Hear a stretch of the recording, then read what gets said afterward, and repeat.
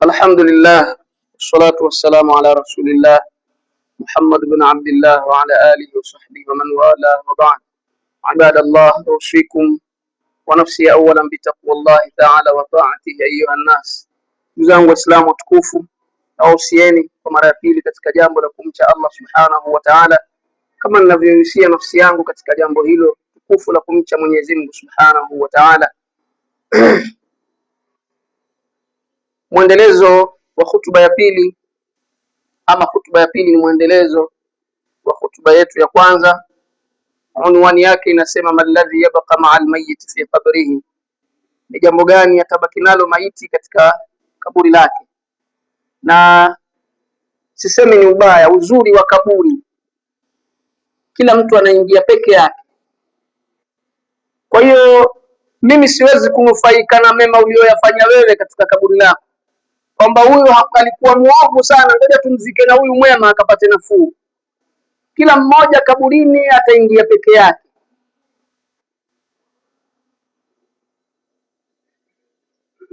Hakuna sehemu ni ngumu na inatisha kama kaburini. Imam Shafi radhiyallahu anhu anasema, inna alhayata la thawbun sawfa nakhla'uhu wa inna ath-thawba kullama rassa in khala fahal ad-dahru illa sa'atan thumma tanqadi bima kana fihi min ibla'i wa min hafl. Anasema Imamu Shafi'i radhiyallahu ta'ala anhu, inna alhayata la thawbun, hakika ya maisha ama uhai wa mwanadamu ni kama nguo, ama ni mfano wa nguo ambayo unaivaa. Anasema saufa nakhla'uhu, huenda muda wote ukaivua. Maisha haya tulionayo tunayoishi ni mfano wa nguo, saufa nakhla'uhu, muda wote mtu ataivua nguo hiyo. Anasema wa inna thawba, na hakika ya nguo, kullama ratha, kila muda inapokuwa inachakaa, hata kama ukuivua kwa hiari yako, kullama ratha, kila muda inapochakaa ile nguo, in khala, inajivua yenyewe. Utasema tu nguo imechanika hapa, hii nguo imechanika hapa, mwisho utaivua au utaivaa tena. Hata wale tunaowaona waliopewa mapungufu ya akili kwa lugha nzuri, kwa lugha ambayo sio nzuri, tunawaita wakichaa. Unaweza ukamwona kavalishwa nguo, siku hiyo kaogeshwa, kavalishwa nguo na ndugu zake, basi asipopatilizwa zile nguo zitachanika mwilini. Ile ndio inkhala, nguo inajivua yenyewe. Ndiyo maisha yetu sisi. Tunataka, yani tafsiri nyepesi ni kwamba maisha tu kila ilivyo sisi tutaachana nayo, kwa kutaka kwetu sisi au kwa kutokutaka. Inna thawba, hakika ya nguo, kullama ratha in khala, kila unavyoishi unavyochakaa ile nguo, in khala, inajivua yenyewe. Fahal dahru illa sa'atan thumma tanqadi, hayakuwa haya maisha ya dunia, haikuwa hii dunia illa sa'atan, isipokuwa ni muda mchache sana, kisha unaisha, unapotea. Hii miaka yote tunayoiona, sijui umeishi miaka 60, umeishi miaka 30, umeishi. Imamu Shafi'i anasema haliddaru fahaliddaru illa sa'atan, hakuwa maisha ya dunia isipokuwa ni muda mchache sana. Sisi tunaona tumepewa muda, utakuwa mashamba ujenge, sijui ufanyeje, kumbe maisha ya dunia ni muda mchache sana. Thumma tanqadhi, kisha yanapotea. Bima kana fihi, tena yanapotea na vile vyote vilivyo katika dunia. Ndio Rasulullah sallallahu alaihi wasallam katika hadithi nyingine anatuambia, hajiru min ad-dunya wa ma fiha, ameni katika dunia, ipeni mgongo dunia, wa ma fiha, na vilivyomo ndani ya dunia. Tusiishi katika dunia kama vile hatuondoki tena. Tuishi katika dunia tukiwa ni wapita njia, tuandae kuiandaa akhira, tusiandae dunia peke yake. Lakini kuiandaa hiyo akhira, unatakiwa ujiandae kwa dunia pia. Kama hapa duniani ukila ushindi, wewe huwezi kuswali, kula yako wewe ni ya kuungaunga, wewe huwezi kutekeleza ibada za Allah subhanahu wa ta'ala. I'malu dunyakum li akhiratikum, Rasulullah sallallahu alaihi wasallam anasema, tengenezeni dunia yenu kwa ajili ya akhira yenu.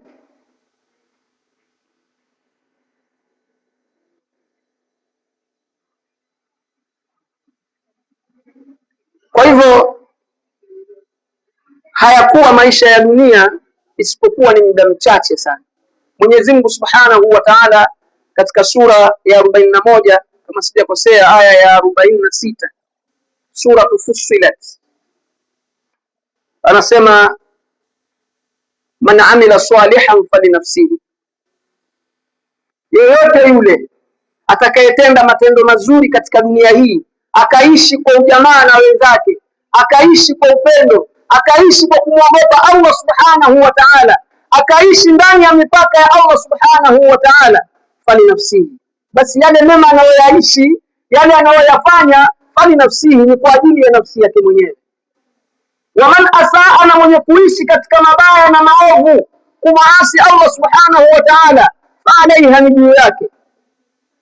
Wama rabbuka bidhallamin lilabid, anasema hakuwa bwana wako, hakuwa mola wako kuwa ni mwenye kudhulumu mno waja wake.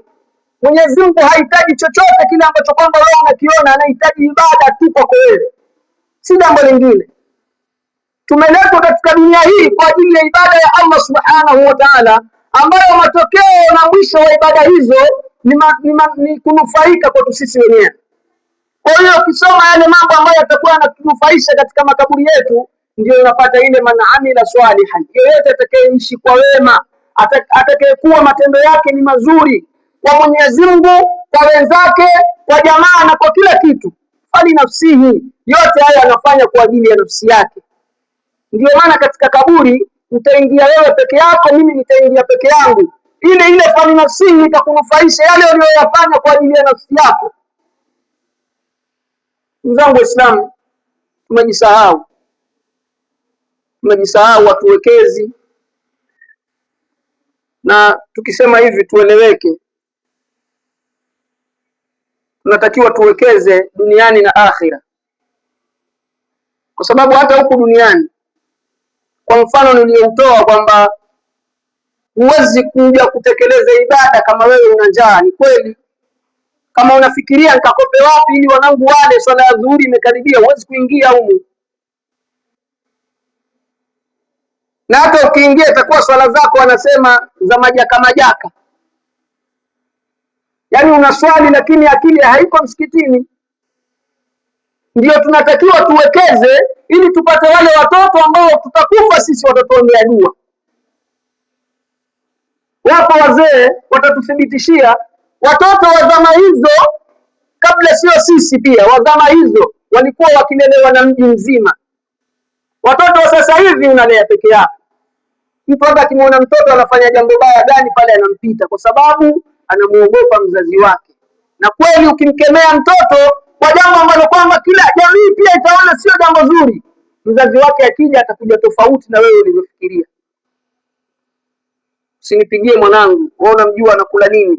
Lakini sisi tulimalizia kuona kwamba wazazi walikuwa wote wanalea watoto wa kijiji kizima, kwa sisi tuliozaliwa vijijini. Kama ukwenda madrasa basi labda uende maporini, kama ukwenda shule basi labda ukashinde maporini. Lakini ukitokea mtaani, yeyote atakayekuona atakupeleka madrasa, na kwanza atakupiga alafu atakupeleka nyumbani kwao, ukifika utapigwa. Sasa hivi fanya hivyo kama wote huitwa katika serikali za mitaa. Haya hapa ni tumepoteza wale watoto wa kutuombea dua. Tumepoteza elimu zile ambazo kwamba tunatakiwa tusome tuwanufaishe wengine, zimepotea. Sasa hivi elimu za binafsi. Mtu akishakuwa na elimu fulani atamuita ndugu yake kutoka kijijini aje amfundishe, na ndugu yake naye atamfundisha ndugu yake mwingine ambaye hana ndugu, atabaki kuitafuta ile elimu kwa nguvu. Tumeshabaguana, tumeondoka katika dhana ya Uislamu, tumekuja katika dhana ya undugu wa kuzaliwa. Kwa hiyo hutuba yetu nisitoke nje ya mada, malladhi yabqa ma'al mayyiti fi qabrihi. Nini wewe nenda ukajiulize ukitoka hapa, nini ambacho umekiandaa kitabaki na wewe katika kaburi? Yule mke wako unalala naye, unaamka naye, anakuuliza utakula nini, anakuambia hivi na hivi, lakini siku ukifa, pamoja na kulia mpaka kwa chakula, lakini hata sema nendeni mkanizike na mume wangu, nendeni mkanizike na mke wangu, Wale watoto ambao sasa hivi ndio kiburi chako, hakuna atakayesema kanizikeni na baba, kanizikeni na mama. Hakuna na haitatokea. Kwa hiyo kwa sababu tutakosa watu wa design hiyo, tuandae vitu hivi vitatu tukaingie navyo katika makaburi yetu. Hakuna njia ya mpito, hakuna atakayekwepa kaburi, hakuna atakayekwepa haya ambayo kwamba tumefundishwa na kuelezewa. Kwa hivyo ndugu zangu Waislamu, fahali dahru illa sa'ata, haikuwa hii dunia isipokuwa ni muda mchache sana. Chukua hili neno pia, ondoka nalo. Haikuwa hii dunia, kila unachokifanya kumbuka kwamba haikuwa hii dunia isipokuwa ni muda mchache sana.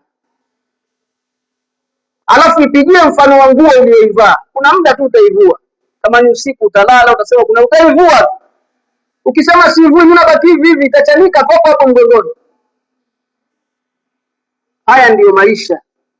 Lakini maisha haya tumeletwa ili tupite kuelekea maisha ya akhera.